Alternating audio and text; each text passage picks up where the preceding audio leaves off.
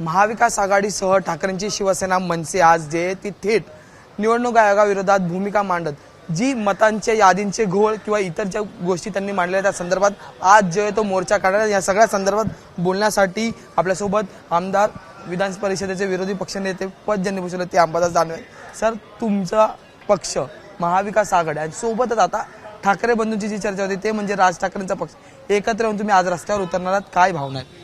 खरं तर ही लढाई फक्त आमच्या पक्षाची नाही, ही मतदार राजाची लढाई आहे. कारण मतदाराचाच अवमान इथं होतोय. निवडणूक आयोग जो आहे वेगवेगळ्या बातम्या येत आहेत. आता काल एक बातमी वाचली, नवी मुंबईच्या आयुक्तांच्या निवासस्थानावर 100च्या वर लोक. हे काय प्रकार आहे?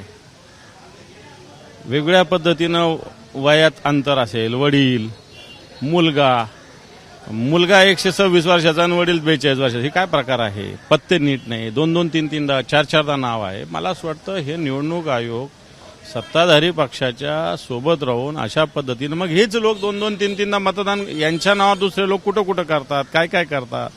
आणि म्हणून या सगळ्या याच्यामध्ये हा लढा एकदा हा लोकशाहीचा लढा आहे. हा काय फक्त विरोधी पक्षाचा लढा नाही आहे. खरं तर सत्ताधारी पक्षांनी पण याच्यात सहभागी झालं पाहिजे. कारण हा लढा लोकशाही वाचवण्याचा लढा आहे. जर तुम्ही सहभागी होत नाही याचा अर्थ तुमचाच याच्यात सहभागी असं क्लिअर होतं.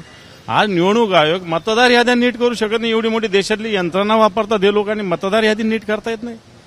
जर निवडणूक आयोगाने ठरवलं तर एका दिवसात मतदार यादी नीट होऊ शकते, परंतु निवडणूक आयोगाची ही मानसिकता नाही.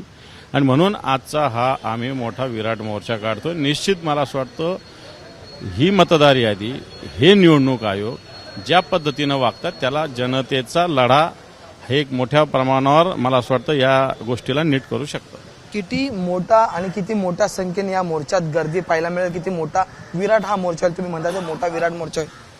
हे बघ, सगळे विरोधी पक्ष एकत्र येत आहेत. एवढ्या राजकीय पक्षाचे फक्त कार्यकर्ते जरी आले तरी तो विराट मोर्चा होईल. पण याच्यात जनता पण मोठ्या प्रमाणावर सहभागी होणार. हा मोर्चा न भूतो न भविष्याती होईल.